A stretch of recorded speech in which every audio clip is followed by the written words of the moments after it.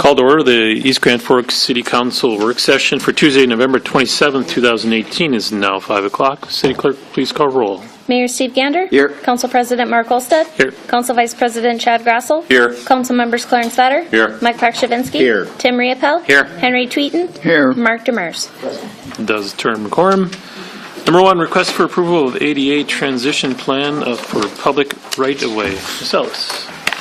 This is a plan that's part of a larger city transition plan that addresses ADA compliance for buildings, city buildings, services, programs, public meetings, and public right-of-way. So this addresses simply the public right-of-way, making sure that we're ADA compliant with our curb ramps, sidewalks, trails, push buttons, those types of things. We've had a consultant come. We've met with a number of focus groups, options, the DAC, transit, trying to get input.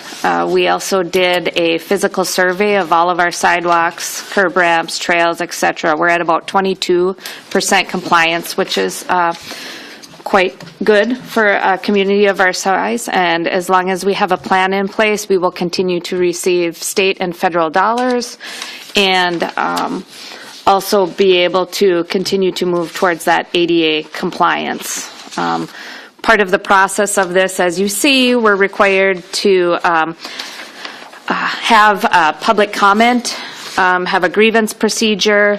We're required to have an appointment of an ADA coordinator, which you already have, which is myself, and then continue monitoring and approving a larger ADA transition plan that will be moving forward in the spring. So right now we have the draft report.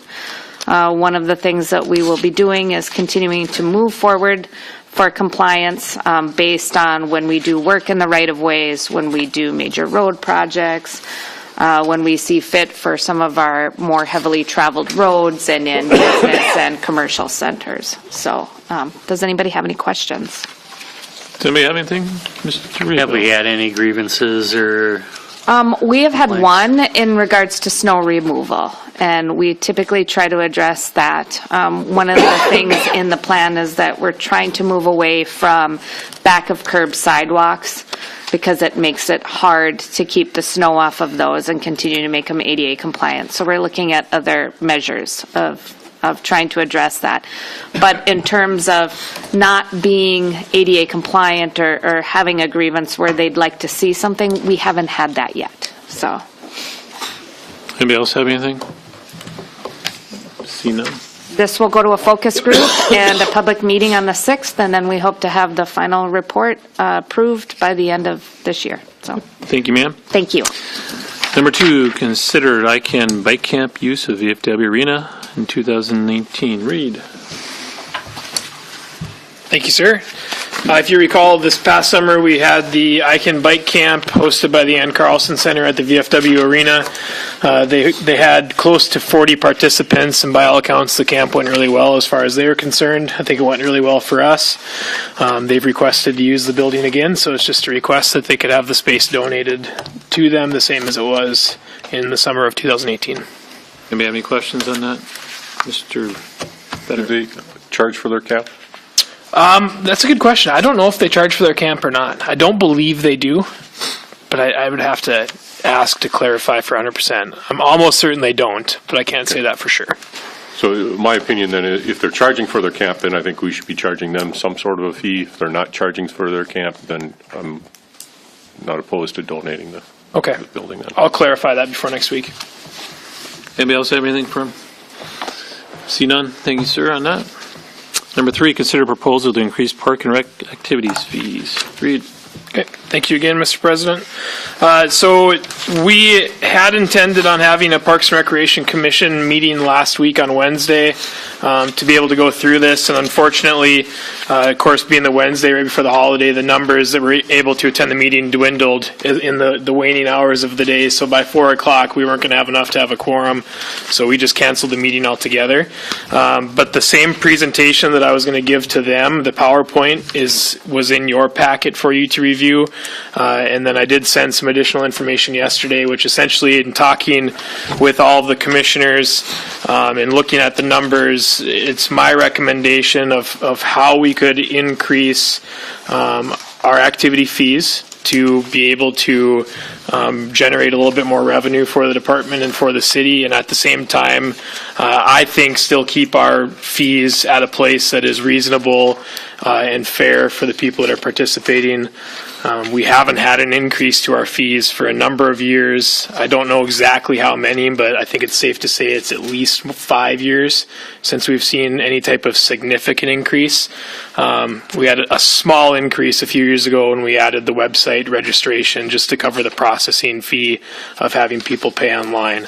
But outside of that, we haven't had a significant increase. So I did email out to all of you an updated recommendation. If you didn't get it, I do have copies, or for anybody else if they'd want to see it. But essentially what I recommended is for the winter activities, if we would look at a 30% increase in what we've charged in the last season, and then for the summer fees, a 15% increase. And now I rounded the numbers so that they were kind of at least a little bit, instead of charging $92.50 for an activity, which would be a 15% increase, which I suggested 95, so it stays a little bit rounded. But with those increases, as well as an increase to the rates at the swimming pool, that brings us a little bit, I think, up to date and in line with what they charge at the swimming pool in Grand Forks. I think we could get an extra $40,000 in revenue to be able to help support the Parks and Recreation budget, and ultimately, hopefully, this can be a good starting point to be able to justify having the extra employee that we've talked about in some of the previous budget meetings. So right now, the one you sent us email out is $42,332.90. Is that correct? Yeah, and what Miss Anderson and I talked about was maybe saying 40,000, just to try to be on the conservative side a little bit. The numbers that I did use for these estimations, it did include a 15U hockey team, which we don't have this season. So the numbers are a little down already this season for that. There's a junior varsity hockey team through the high school instead of a 15U. And that is going to be a little bit on a year-by-year basis, depending upon what the numbers are like in the girls program. So rather than going from a budget standpoint and saying 42 and change, Karla and I talked, and maybe we just go 40 for as far as being able to budget extra revenue if we're going to look at doing this for 2019. Mr. Demers. Thank you, Mr. President. On the thing that you emailed out,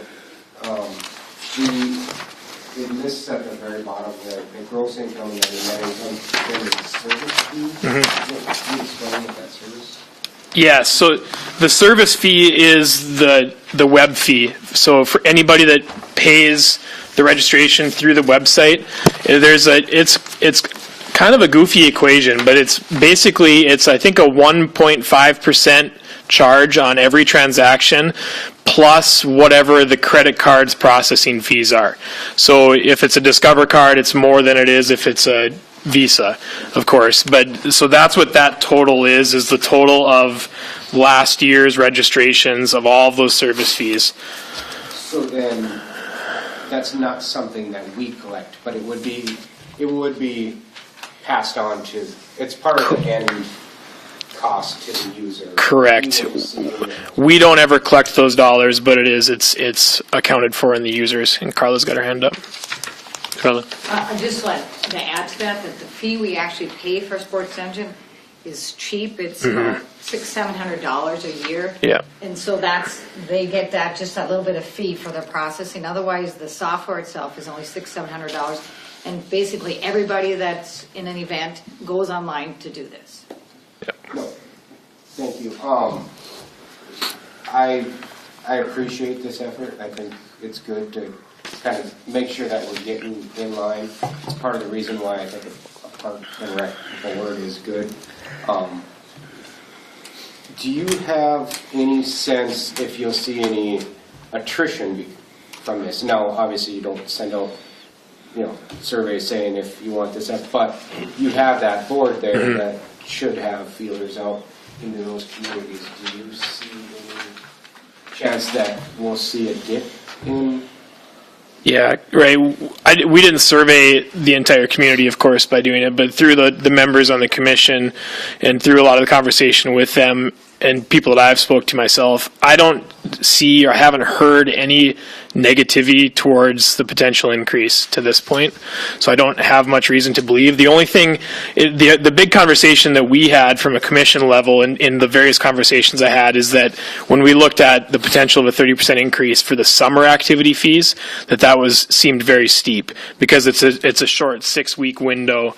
So what they're paying already is probably on the high end of what they could or feel like they should for that size of the season. But for the winter activities, with everybody understands the amount of ice time that's available in the community between the hockey and skating activities. And I think people in this community have a pretty good understanding of the cost of running an arena. So we haven't heard a lot of negative to that. I even looked at it. So with that, I think part of the philosophy of that department has been that, yes, we want to create great athletes and good teams and all this, but we also want a broad participation rate. If we see attrition, is there the ability to extend any hardship programs that we have? Is there outside opportunities that will come in and offset some of this cost to folks that can show hardship? Yeah, that's a great question. We have a program already in place, and I didn't bring the numbers with me, so I can't give you all the detail on how much we've discounted each season, but we do have an application process in place that a family that can show hardship or show a lower income level can apply for a discount on any of the activities, on the swimming pool, on hockey, skating, you name it, they can apply. And basically, we just look at that internally in our department and make a decision on how much it can be discounted for that. So that's not accounted for at all in these numbers. Those discounts are already all pulled before we look at what the profit gain would be. Okay. I was just going to say is very good maybe question, we yeah. should be a little bit more conservative and allow for, if it's 39,000, if we anticipate maybe a higher level of hardship. And like I said, to me, and it's a perspective, $15 doesn't seem like a lot, but we have a lot of different perspectives in our community, and we do want people to participate. So Absolutely. Yeah. So we've talked about this off and on, even for a while, about possibly raising fees. And it's a delicate balancing act, because on the one hand, we want to keep all these programs as affordable as we can for every single family. I think everyone in this room knows, and I hope the community knows, that if we look at our park and rec department, if we want to look at the arenas, the swimming pool, maintenance of the parks and green spaces and all the staffing involved, it's a community priority to keep these things at a very high level. And because of that, we subsidize it to the tune of hundreds of thousands of dollars every single year. So even with this change that we would possibly be able to bring in some additional revenue, a total of $40,000 across the whole year's calendar of youth activities, we would still be subsidizing hundreds of thousands of dollars every year into the park programs, and happy to do it. And I do like the idea, as you pointed out, Mr. Demers, the idea of if there is a hardship, even in this context, that no one is going to be excluded from these programs based upon the family's economic situation.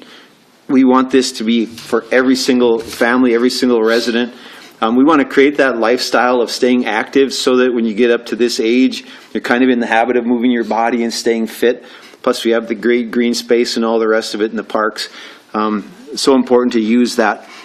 So I can support this kind of effort. I think you came in with a sensible proposal. And we also know that our staff in Parks and Rec are spread pretty thin. If this does help facilitate easing that just a bit, it would be worth it. Anybody else have anything for Reid on this? Tim? I'm going to follow up on Reid. I was at the arenas extensively this weekend, and I talked to a lot of people about this. And even the conservative ones were saying it's about time that we increase our fees.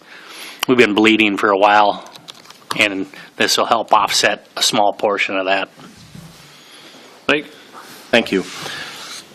I couldn't have said it better what the mayor said. The hundreds of thousands of dollars that we spend to subsidize these programs are an investment in our community. It makes this community attractive to people with families that want to live here. And the high level of service that they expect from our Park and Rec department is something they're willing to pay for. They're willing, if you give them a better product, they're willing to pay a little more for it. And the past couple of years, we've given them a better product, and I believe that we do need to add that additional staff person, that point of sale representative that gives good customer service to the people when they want to come and spend their money with us, when they want to come and find out what Park and Rec has to offer. And I think these modest increases will offset that enough so it justifies hiring that position. I really believe that, as Tim said, that people understand you got to raise prices to keep up with inflation, and to strike that balance between totally subsidizing something and giving it away, and making sure the people that do invest in it understand they have some skin in the game, and they're willing to participate and understand that there has to be some participation financially. So I support this. I support hiring that additional staff to give that customer service to these people we're asking for a little more money from. It makes good business sense. It's a good business decision, and that's what I think we should do. Anybody else have anything this time? Thank you, Reid. Appreciate it. Thank you. Number 4, review of proposed budget. Ms. Anderson.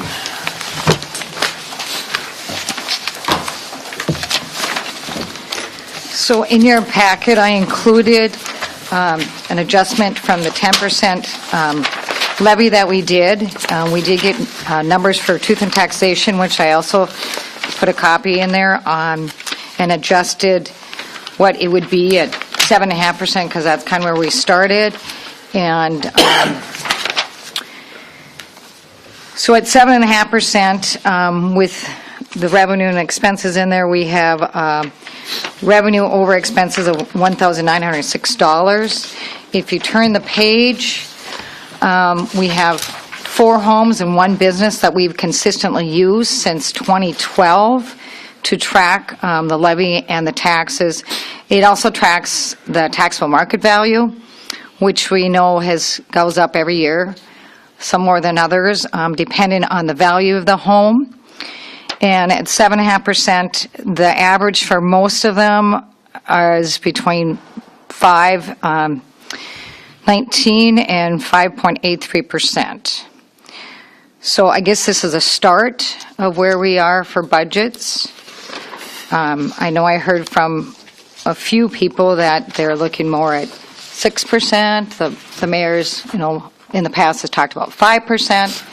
And so we played with some numbers on that, and we actually are just looking for insight from what everybody would like.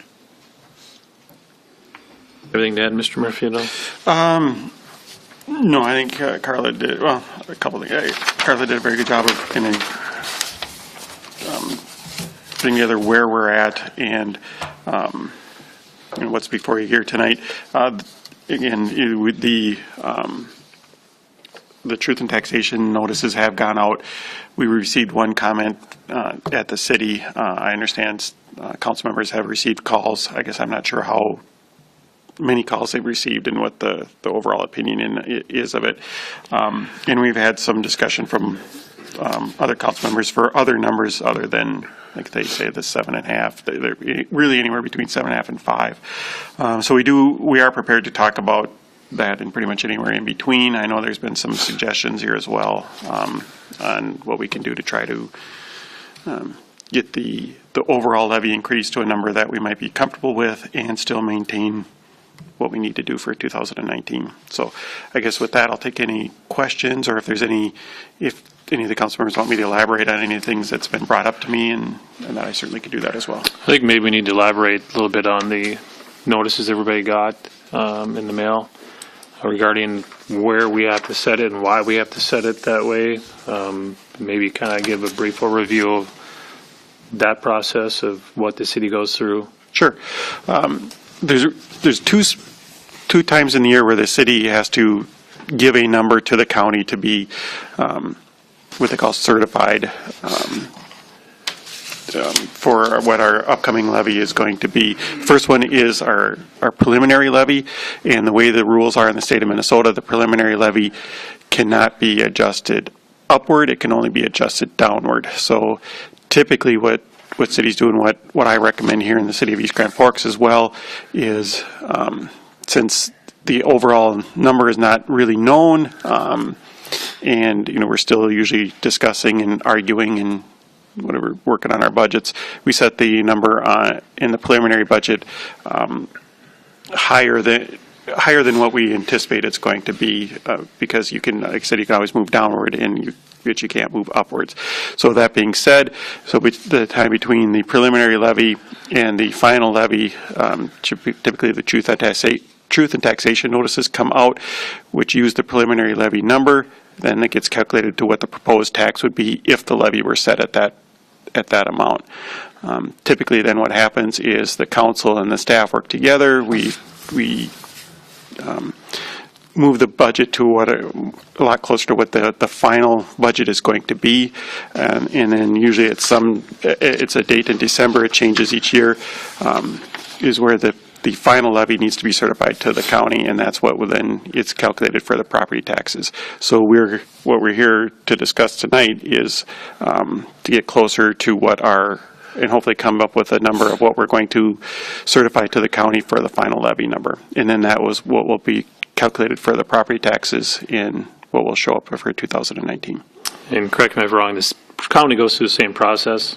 Correct. They set it at their limit, and they can always go down. They can't go up, county level. Also, when you're looking at your letters you got, the assessed value, those are run by the county, and what the values are, they set those. Sure. And so then when you're looking at that, just understand what their process is, same as ours, and they also do set what the value is. If you could, I guess if you'd like, I could just elaborate a little bit as far as what the valuations and how they're set. So typically the county is supposed to be within 90 to 105% of what properties sell for. So for example, they have your property evaluated at $164,000 and you sell it for $190, then they do the calculation to see if that was between the range, the 90 to 105%. So they look at ranges of houses, and so if the houses in this value range, if they sell, and typically they're selling at 75% of what the assessed market value is, then the county has to raise that entire class of houses to whatever number it needs to be to get it above that 90%. Typically they shoot for 95 to 100%. So that being said, what we've seen over here in East Grand Forks over the last several years, at least since 2012 when we really started tracking this closer, is that the lower valued homes on the lower end have increased at a greater pace than the mid to high range homes. For example, the home number one that we used back in 2012 started at $115,100. This year it's at $164,000 for 2019. And one of the things that hits those particular homes harder as well is in the state of Minnesota, there's what they call homestead credit. So the first, what they call it, usually the first, it always used to be $75,000, and I believe it's up to like $115,000. I don't know what the exact number is, but the first so much of your home's value is taxed at a lower rate. It's called the homestead credit. The further you get away from that, so the higher you get away from that number, the amount of homestead credit you get gradually decreases until a certain number where it no longer exists. You get no more homestead credit. It's the same as if it were rental property. So what's hitting, for example, home number one doubly hard is the fact that it's increased in value more than the rest, plus it's losing homestead credit every time that it goes up. So that's why you see the lower valued home in the sheet that Karla put together here shows really a 10.5% increase in property tax versus 5.8, 5.19, 5.32 for the median values, because it's getting that double whammy of increasing higher and losing its homestead credit. No, appreciate it. Tim, did you have something, sir? Asked and answered. Okay. Mayor, please. I know we're looking forward to the day, and hopefully we're there at the day where the average individual family would see their tax level go up at about the rate of inflation. That's a good benchmark. The overall gross levy increase can be a bit more because the community is growing and new properties are coming on the tax rolls. But if folks are okay with current levels of taxation, and if they go up at about the rate of inflation, that's a good back of our mind kind of goal to set up to what we could deliver to our families that live in our community, and to keep it attractive. Let's face it, folks can live wherever they would want, and we're seeing good growth here. Faster growth, I think, than in the rest of the region in many cases. And we do not want to in any way cause a decrease in that rate of growth. We want to keep our city as appealing as we can. And part of it being appealing, of course, is serving them with public safety and streets and parks and library and, you know, all the things that we do. If those services would ever start to go down, or if we're deferring maintenance and our stuff is deteriorating, not being properly maintained, well, then we've failed our residents also. So we're back to that same thing which we talked about earlier of creating that balance. But I hope people know, anyone who would be listening, behind the scenes, every time we talk about this, we're looking for bits that we can trim and not in any way compromise the service that the residents get. This is absolutely lean in defense of our city administrator and you, Karla, and our department heads. This is a very lean situation. Thankfully, not so lean that services are being compromised, I don't believe, but lean enough to where I can say with absolute confidence that these folks are making every dollar stretch to do a lot of good service for our people. So I'm very comfortable with that, having been involved in the budgeting process right straight through, as we all have been. And so I hope the people know wherever we end up, every effort has been made in every department, on every line, to conserve everywhere we can. Okay. Thank you, sir. Anybody else have anything to add or have any questions for Karla at this time? I see none. Are you looking for a number for percent-wise? Is that what you're looking for? Yeah, I guess, and any suggestions that you might have. I know there's been a lot of ideas floated around as far as what we potentially could do for the budget, and for particularly our expenditures.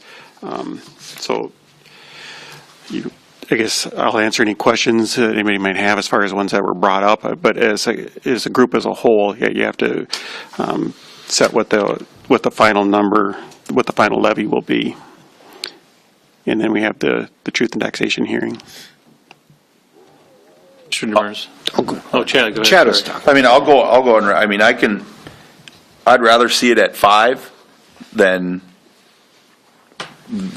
or 6, but anything between over 6, we went hard on these guys for many years now. And I just think we need to try to get this thing back into a line. So, I mean, I don't think I could vote for anything over 6. So if that gives you any leeway, that's where I'm at. Mr. Demers. Thank you, Mr. President. The levy amount that we submitted to the county was 10 or 7.5? 10. Okay, so what are the corresponding budget changes that we have in place to get to 7.5? Oh, there's a whole list of them. Okay. And you and I could go through that at one time? Maybe send those out so Okay, people know what we're talking about or where okay. we're at. If we're starting at 7.5, we should know what's changed since we last talked at 10. And I know we probably discussed all these things, but I think in order to know where we need to go from 7.5, if we need to get to 6 or 5, we need to know what's already scratched off, I guess. I know I agree with Mr. Grasso. Mr. Murphy said that a couple of council members had talked to him. I think I'm probably one of them that just in passing mentioned that I've been contacted by a few people, and I'll put my mark out there that it's a small number. It's by no means a scientifically significant poll, but it's what we do. We talk to people, and and they were shocked at or not shocked. I mean, it wasn't like they fell on the floor and couldn't get up, but they were surprised when they saw 10% on their number. And granted, to those of it's the county, it's the city, it's the school, it's all those things. I get it, but people, when they see 10%, they start to. It's a lot, and to that point is we've asked people to trust in us these last couple of years because we needed to write that reserve ship. So I think we should do what we can to get down to that 5-6 number. I'm not going to give a number that I'm absolutely going to be against, but that would be a target somewhere. I'd look at getting towards there. Even at 5%, if you knock 1% off or 2%, I think if you look at the history, it's about 1% that you can knock off of that for what the impact is going to be for folks. So then you're talking about a 4%, which it isn't quite to your CPI number, but it's getting where there's not a lot of room between those. So, like I said, if we can try to get to 5 or 6, I would be on board with that challenge. Karla? I can throw in also, I'd love to see 5 as the total gross increase, and as you said, that hopefully would carry to the average homeowner 3, maybe 4 tops. The only wiggle room I see, or the only challenge that we have with the loss of local government aid, which people know, we in Minnesota pay a good amount of taxes to the state in the form of a variety of taxes to the state, and then they turn around and redistribute those funds to certain communities who meet certain conditions.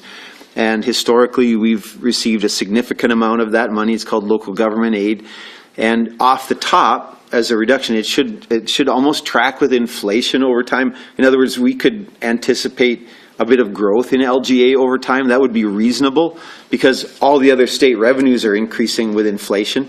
So they should in turn carry LGA at about an inflationary increase over time. But instead of that, in the last 2 successive years, and this year in particular, of our total budget, we're losing about 2% of our budget in a decrease in local government aid. So if we're talking about a 5% gross increase, that's already, you have to take the 2 off of that, and we're left with 3 to work with to try to run our city. So every time it happens that we lose that LGA, we have to raise taxes locally or cut services locally. Those are our only 2 choices. Or defer maintenance, which is a terrible choice. And so we need to fix that, but in the meantime, we don't start to compromise the quality of service that our residents expect. And if there's any justification to have a little wiggle room over 5, it's right there. It's the 2% we lost again in the second successive year of local government aid. And so you got to make that up or find a way to save and cut services. So to me, that's the one thing. If that had stayed constant, then we're back to that inflationary increase. With a 2% loss, it creates a bigger challenge. For me personally, I think I'd be comfortable with 5 to 5.5. That's where I'm at. I think that we can do that. And like the mayor said, it is detrimental to us when LGA does go down and we lose that 2%. That is just, over the last couple of years, we've lost quite a few dollars to LGA. And hopeful that going forward that can be changed. But I think, me personally, 5 to 5.5% would be comfortable for me. I know that, as Chad and Mark has said, over the last couple of years, getting back, and we've asked the citizens to pay. We all live here, and we've paid right along with them, and we feel the same thing. So it's something that we work at, and I know all the department heads and the staff work hard at it, trying to get where we can be at to make sure that we don't lose any services and that we're providing a great place to live. But that's where I'm at right now. So I don't know if anybody else. Tim, you have anything? Mr. Vetter, Mr. Pochminski, have anything to add at all? Henry? Not at this time. Okay. Karla? I did get word from someone that 6% was what they were kind of shooting at or something, so I did work up some numbers at 6%. I did the same thing with those 5 property values. So if we had the levy at 6%, that first property would be 8.33%. The second property would be at 4.67. The third property would be at 4.15. The fourth property would be at 4.25. And the last property would be at 9.58. And then I threw it into that spreadsheet that we started with the 7.5, put that at 6%. And we've had some suggestions on some areas to maybe look at working on. The other thing I've been doing is I've been looking at where we're at for 2018. And for example, in our striping account for public works or traffic engineering, but it's usually what the striping comes out of, then we did not spend all that money this year. And we are looking at getting a trailer that police and public works would use for traffic engineering, basically. And so we are looking at, and actually Mike had RCA put together, but we just did this last night, that buy that trailer this year with that money left over, since it is for traffic engineering. And so I took that out of the budget for 2019, so that would be a saving of $16,200. Other things we're looking at, we had taken out that baseball four-wheeler. I think I talked about that another time, since we had budgeted for interest for the pool in our general fund. However, interest being paid out of the sales tax fund. So we had $21,000 there. So we were looking at buying the four-wheeler out of that this year. Other things we had looked at was we are in the process of moving to a time clock system, and with our hopes to do that in 2019. And we do have a fund where we set up for replacement computers for the city as a whole, so that each department didn't have to budget that in their account. I don't know if you remember that, but so IT looks at a rolling average, okay, every year, every third year, unless there's complications that we replace your computer or whatever you need with that.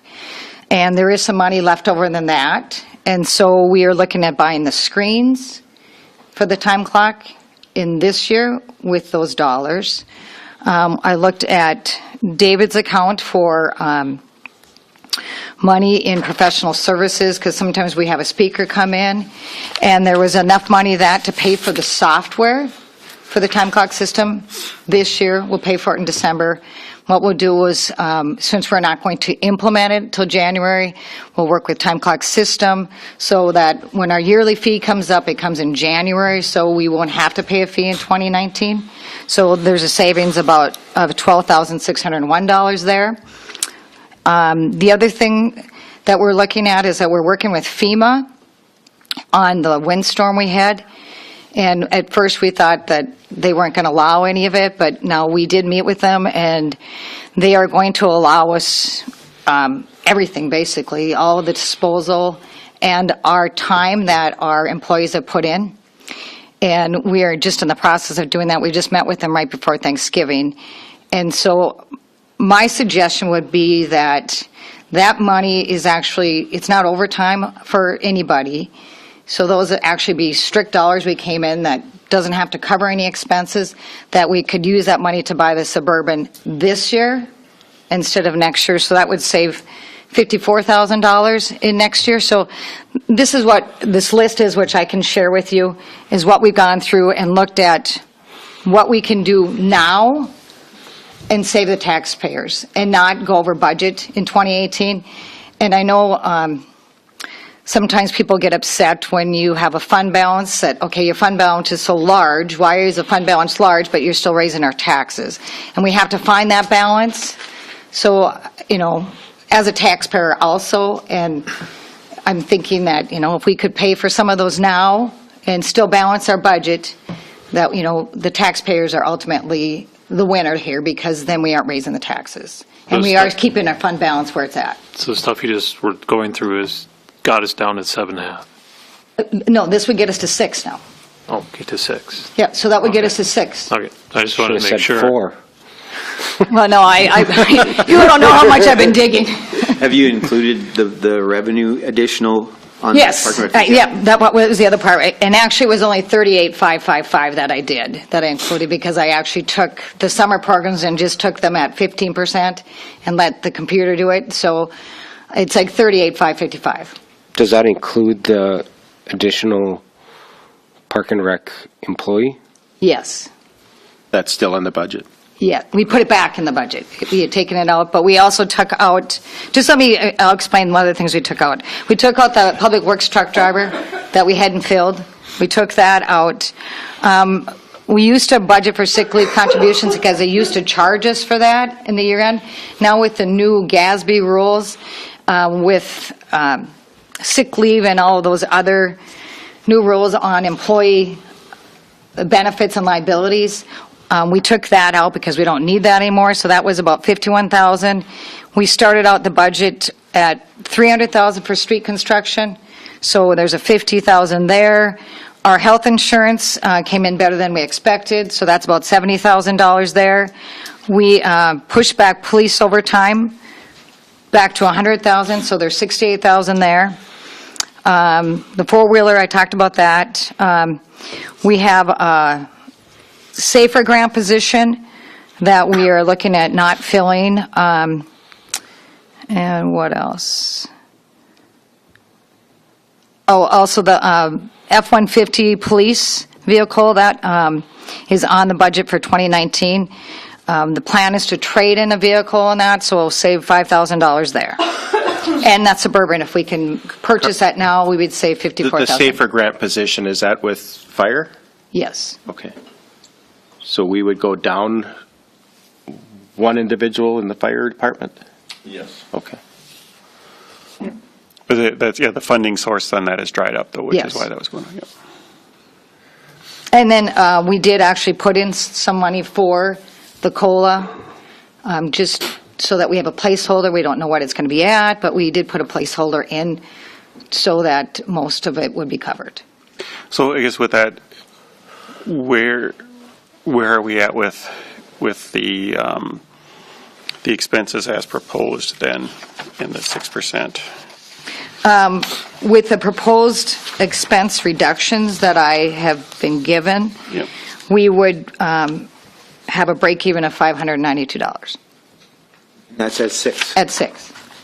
I would recommend looking into the computer or IT hardware replacement policy and see if you can extend that from 3 to 5 years. That's a 40% hardware savings. I know if you go to talk to the people that sell the computers, they'll tell you you should replace them every 3 years.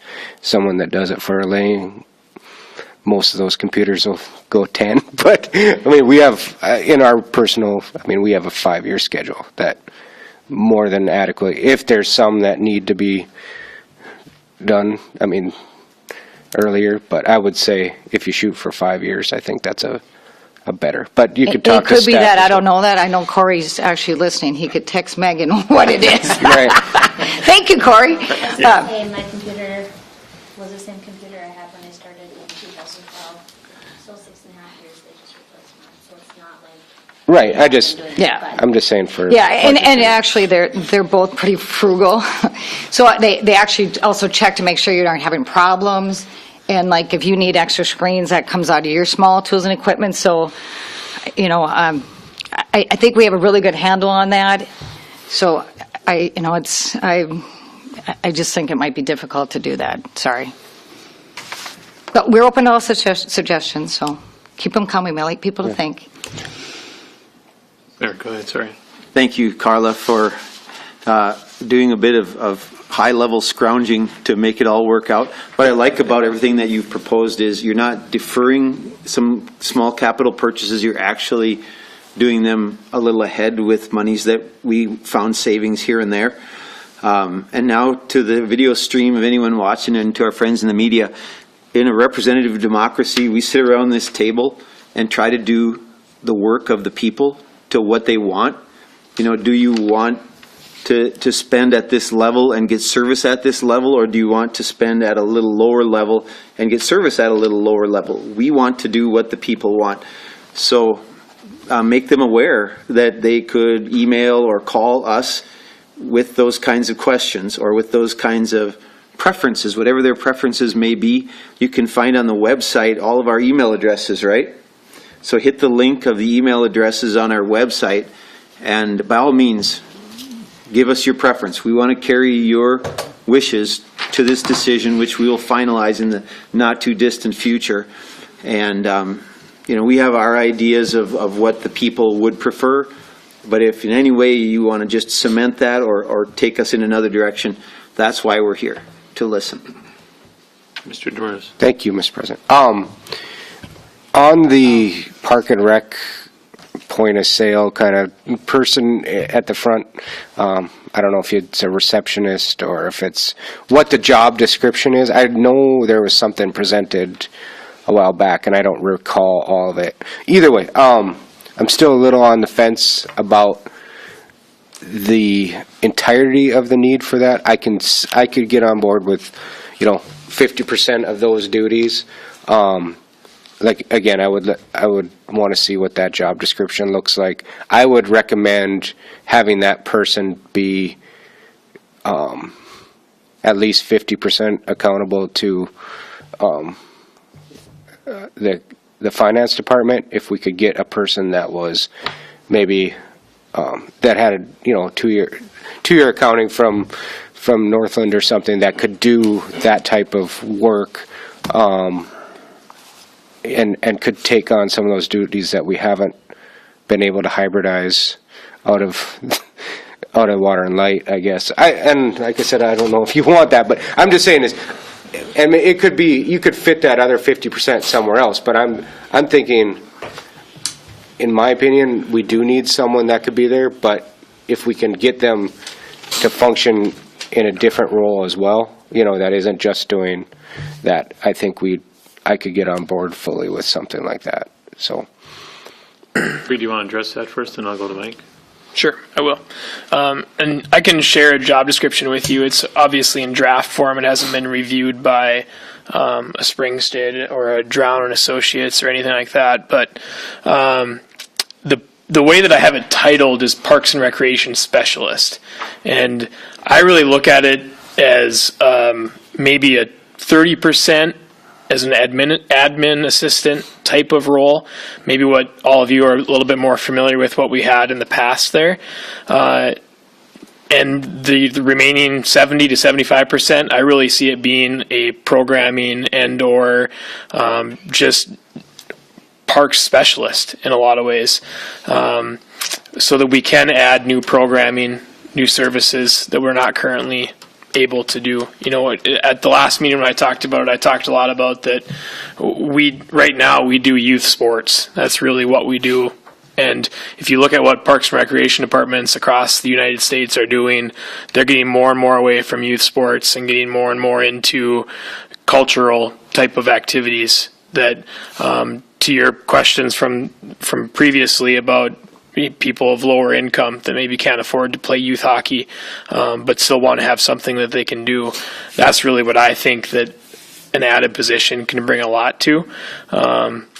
of course, with a bevy of other things that just we need more help with within our department that I think an extra person can really help us with. But the reason I term it a Parks and Recreation specialist is more than anything, I think we need another person that can be that person when someone comes to the window at our office. That it's numerous people a day at our office that don't come for anything to do with Parks and Recreation. They just come to the window because they're at City Hall and they want to know where someone else's department is. And right now that is Mark or I getting up from behind our desk in an area where we're not at the window to answer questions, and a lot of times just directing them to the next office they need to be at.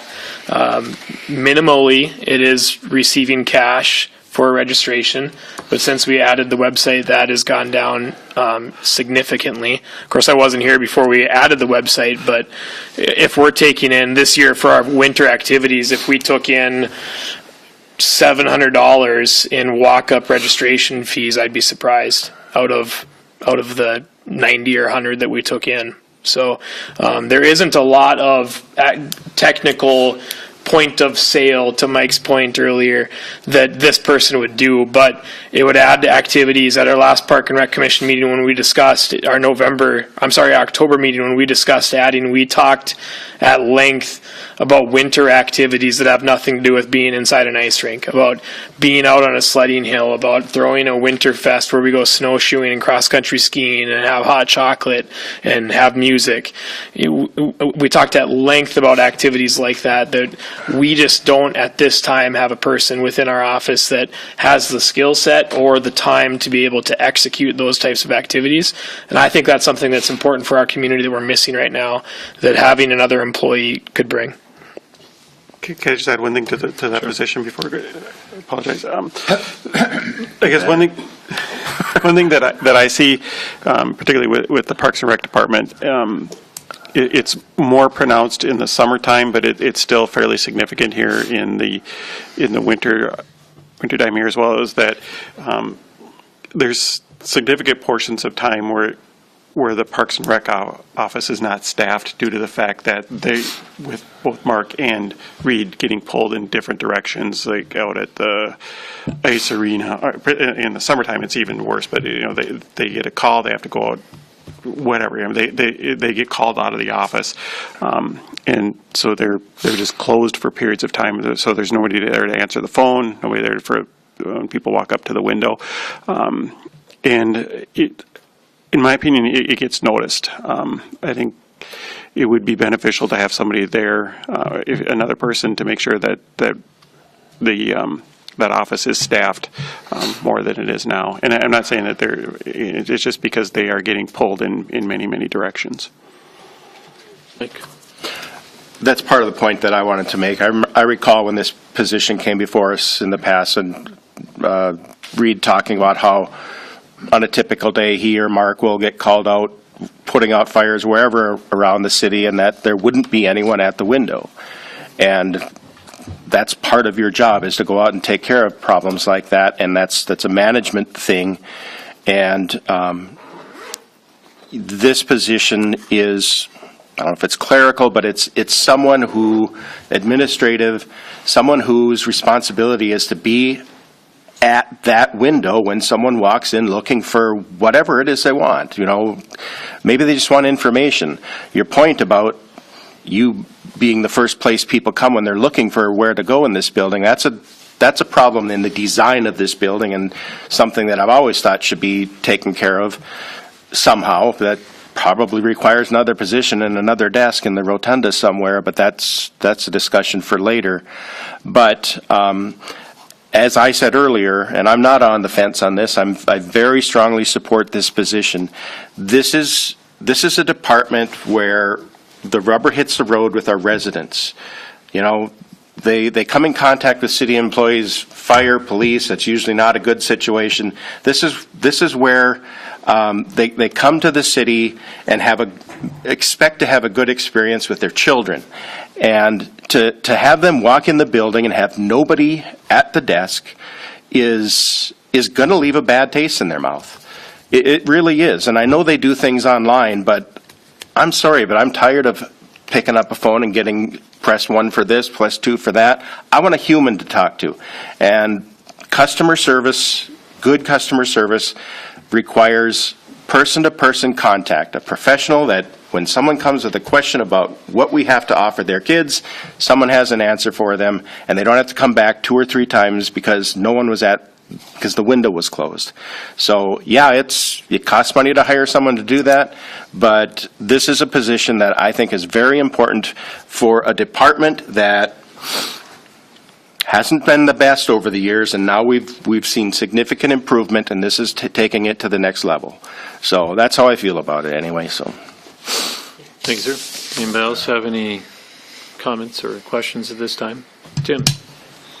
Something we've been putting off for, appears to be about 20 years, is a downtown parking assessment. There's another revenue source. We should be able to split the cost between the businesses and the city in doing the snow removal, cleaning of those lots. It's time we maybe address it instead of beating around the bush going, we should do it. Maybe we shouldn't do it. That's $45,000-$50,000 a year. The other thing that came up at our meeting again today, department head meeting, was, charging profit events. People that have an event going on that are for profits that, we just reimburse our costs for our people to put the stuff out.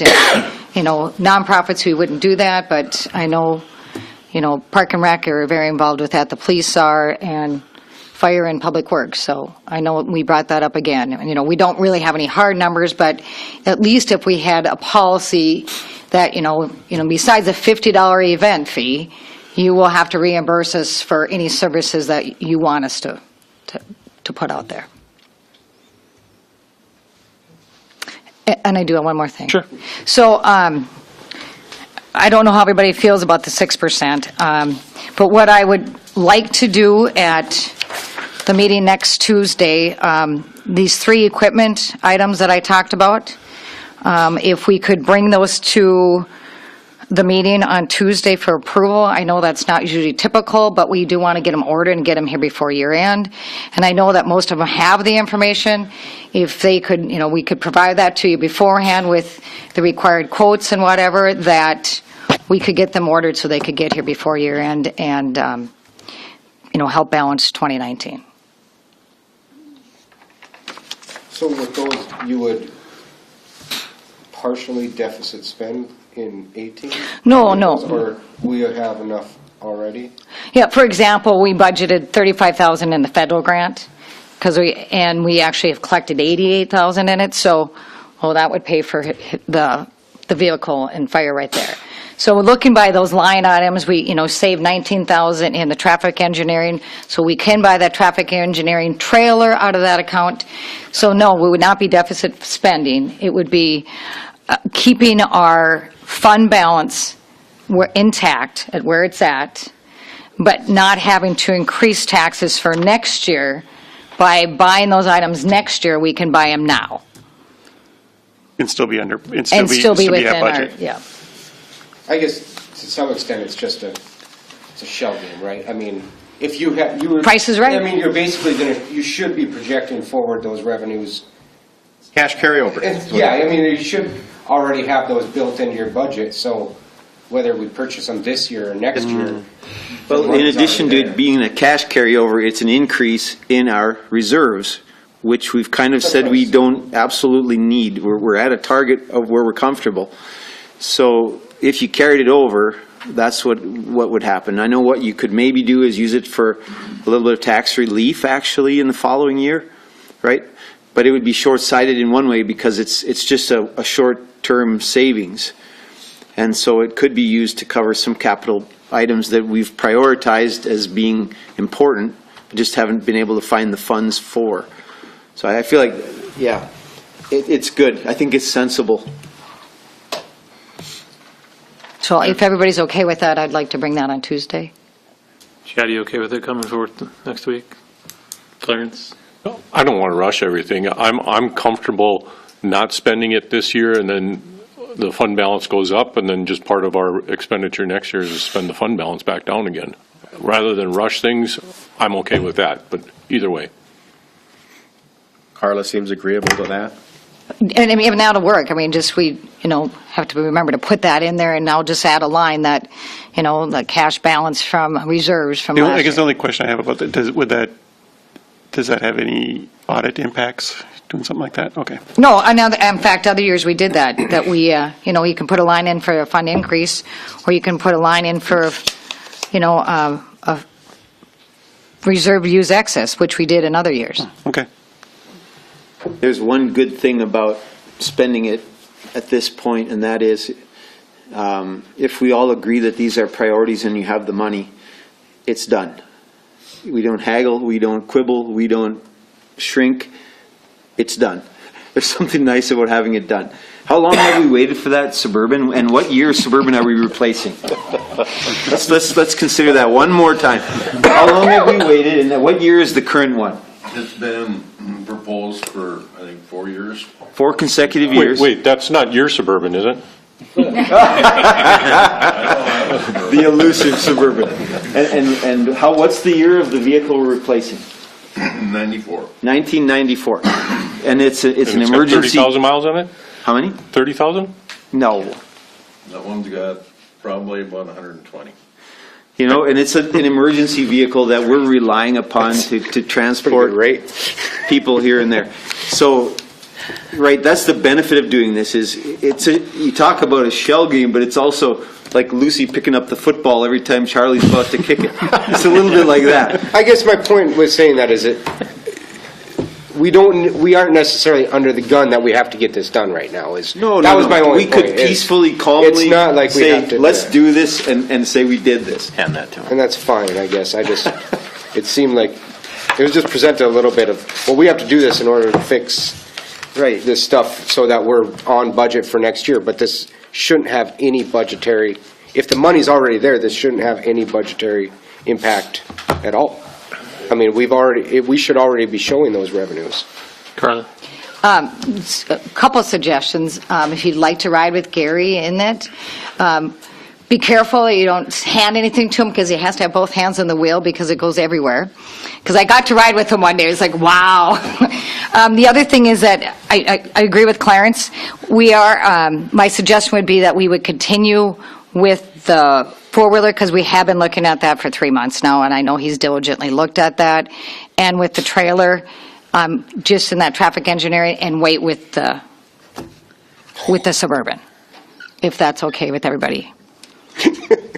Not wait, but well, the other thing is that when he's checked on it, it takes a few weeks to get, because it's a emergency vehicle, that it's not something we can get tomorrow. Where the other items, we already have them. They've told us they can deliver them within a few weeks. So I think that's a great idea, Clarence, if everybody's okay with that. We're going to call you Lucy from now on. Yeah. No, because I'm going to kick it, so don't pick it up from me. So Like I said, I don't. clarify to me what we're doing now then, or what we want to do, so.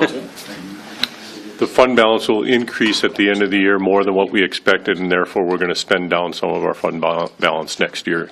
Okay, I just wanted to make sure we're all on the same page. And to me, I don't care when we spend it back and forth. My point is more about that. The shell game was, we're not saving anything in our budget, because those numbers should have already been part of our revenue. If you know what I mean? We've already spent that, so that should be, that top line should be up that much already. Well, I guess, yeah, it was accounted for in the 2018 budget, but for whatever reason, we didn't have to spend it, or we came in less than what we anticipated, and that's, we had that. Budget is a forecast. You don't always. Right, but we already know this, so why isn't that shown in the revenues? If we already are projecting increased revenues from 18, that should go right to the fund balance or the revenue number. Well, and accounting isn't like that. You don't take it until year end. But I guess the other thing on the table would be the suggestion. It's a budget. We know, we're talking about it like it's real, so we should be able to put it into a budget. Yes. So. And if I know I've sent an update just, I think it was last month, on where we're at on revenues and such, and it's difficult to look at because it's very low, because the LGA comes in December 20th, and the taxes come in December 16th, so, you know, it looks like we're down $3 million because they don't come in till that month, so. Well, in the previous years up to this too, whenever we had any additional, we always put that towards the fund balance because we never really considered, we put it there because our fund balance was needed to be up. So it never really was discussed. It just kind of went into the fund balance. This particular year, we don't, we don't need to, but. Yeah, do you have something, sir? No, I was just asking Dale and Tim, I mean, we gotta think, we're gonna have 2 new guys on here after the first of the year, and they're gonna be making the decision on the carryover, and we could be sitting here arguing this out for 45 minutes to 2 hours again. I mean, I'm on the agreement that if we got it, we can get it, let's get it done in reasonable time, but we're gonna have 2 new faces again that could be thinking totally different. Mr. Johnson's back there. I have a question here on the, did I hear Karla say that the Public Works was not hiring a truck driver, or they were letting that position go? We have not, the plan is not to fill it next year. Okay, well, shouldn't that be a wash with the Park and Rec? If they hire someone, it was already accounted for? Yes and no. It's not quite that easy, but yes. So, the other thing with the wash with the Park and the Rec is that we're increasing fees, and that is going to fund 2/3 of that position. Great, sounds good. So, and like I said, my suggestion would be let's just get the 4-wheeler done and the trailer this year, and then let's hold off on the Suburban next year. I mean, we have it all together. Like Chad said, can we just get it done? You have yes, money check for it the off our Suburban? list. You have excess revenue and. Well, no, we have unspent expenditures. Right, because of the dollars that came in. Well, for no, this because we plan to pay for the interest for the pool. Oh, yeah. Okay, so that was $21,000. Plus we there bought, yes, we bought a pump for $7,000 for the pool, but we could buy the 4-wheeler for, say, $9,000, and with no effect on this year's budget, and still be over from that $21,000. Okay. The other thing is that the traffic engineering account, we actually put more money in for striping, which didn't get all completed, and so since the trailer has to do with traffic engineering, because it's a shared piece of equipment, saying detour ahead. Our suggestion is to take that trailer out of that traffic engineering now, because there'll still be $4,000 to the good in that account.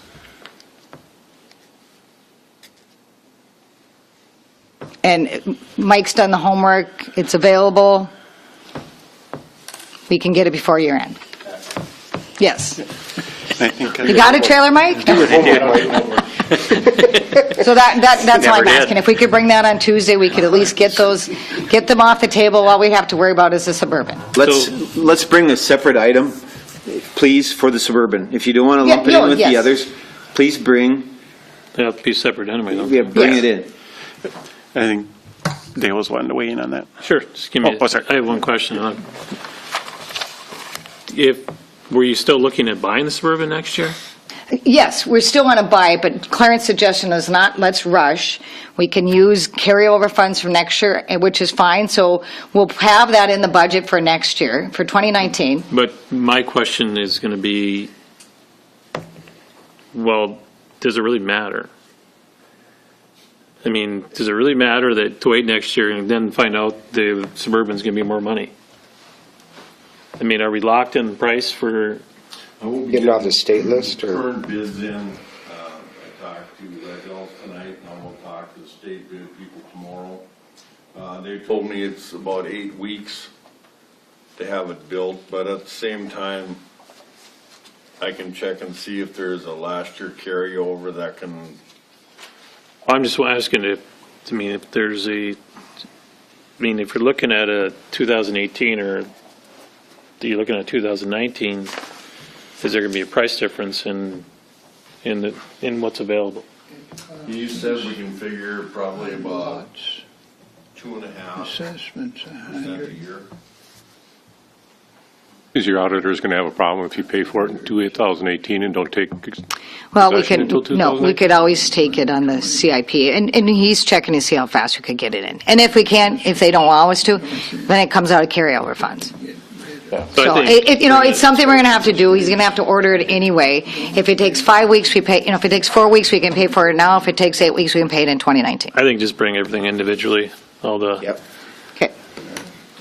Radar trailer, I don't know what the cost would be come 2019, but the current bid expires December 17th. So we Okay. still have time. I'm not worried about that one. Okay. Alrighty. Probably not So gonna we'll go bring down. those on Tuesday? Yeah, Okay. that's fine. And we'll have the information on the Suburban, that each one will be separate, and we'll have information on it and let you, update you where we're at with it. I Okay? understand what you're saying, Clarence, but it just, either way. Okay, I guess the other question would be, is No that... more questions? No more, you said last one. Oh, sorry.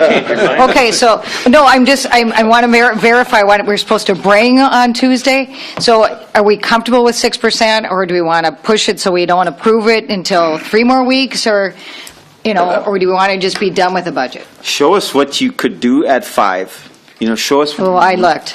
Yeah, so please bring that. Bring that in black and white. So bring it in at 5, 5.5, and 6. Please. What would you trim to get to 5.5? What would you trim to get to 5? We Parks and Rec deserve to position. see that. I guess, to me, that position would go. I mean, because I've dug. We've I guess dug. I'm okay. Well, what else have we done? I will go out on limb. I will make, if that's the case, I will make an administrator's recommendation for those 3. For those 3. 5, 5.5, and 6. Yeah. Okay, good. Please. Dale, I didn't forget about you, so hang on a second. You actually hit on the question I was going Okay. to ask about. Is it worth waiting until the first year if that price, that Suburban's going to go up? Is it worth waiting Okay. that little bit or what? That was going to be my question, because we all know they are going to go up. I mean, it's Right. just it's the way of life, So Okay. would we see anything to buy it now, or Right. when you say next year, are you talking June, or are you talking February? You know what I'm saying? Or so. December. So for Megan's, 2020. does Megan put a resolution together, is a question. Do you want us to put a Right. resolution What's the for deadline? 5, 5.5, and 6? The What's the- deadline is December 28th, but wouldn't it be just like We're really awesome to bouncing have here. it done early? We're bouncing 5, 5.5, 6. We're bouncing, get the Suburban now. Karla must have to be somewhere. Oh, no, I got all night. I mean, I'm going to be here till, I figured he'd be No, here I till meant- 6:15, but, I meant December 18th or something. okay. So I guess the question is, do you want us to have a resolution prepared for all those different rates? Because David brought it up today. Well, maybe we could have it approved on Tuesday. I'm like, oh, Karla? that would be amazing, but. A reminder, next week's meeting starts at 6 p.m. We will have the public hearing, so I know that everybody that receives the truth in taxation statements or have already received that. I'll be putting a reminder on the website as well. And we will be having a public hearing, so anyone who wants to come in and talk about the proposed, or what is being proposed, just a reminder that, as Mr. Olsted had said, what was sent out on those truth and taxation statements shows that 10% increase.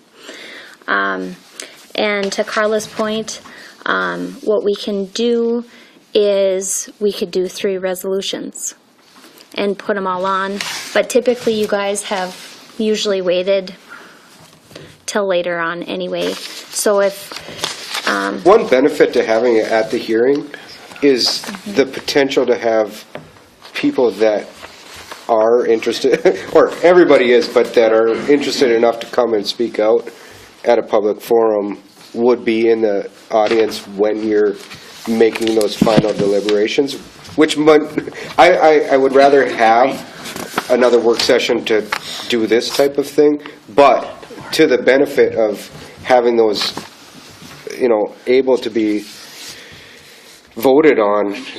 If you have 10 people in the audience or in the gallery, I think that would be a good time to actually do that, because you would get some feedback, instantaneously. So I don't have a problem with having them ready, and if we aren't ready to vote on it on Tuesday, then we can take another week or 2 weeks, I guess. So I'm fine with that. so I guess what we can do is just under new business, to keep it simple, we'll have 3 different motions with the 3 different resolutions, and you guys can pull whichever ones you know, if you want to pull them all, if you end up not voting on any of them that night. Could you just We'll have just have it ready. a budget resolution on the new business, and then we could just pick, I mean, you wouldn't have to list all 3 of them. And the resolution And then whichever itself- one someone wants to make a motion for. It could include some narrative which says, under this item, we will be discussing the possibility of 5, 5.5, 6, and based upon the final information we get from our finance people, this resolution could be any of those 3, depending on the specific motion made. Will we have that information in our packet? Yes. Good. And it will probably just, they'll all be the same number, just A, B, C. So, kind of a thing. Or 1, 2, 3. Anybody else have anything? Okay. Thank you for your patience all. and undivided attention. Entertain a motion to adjourn. Moved by Grasso, second by Riepel. All in favor, say aye. Aye. Opposed, same sign. Motion's carried, means adjourned.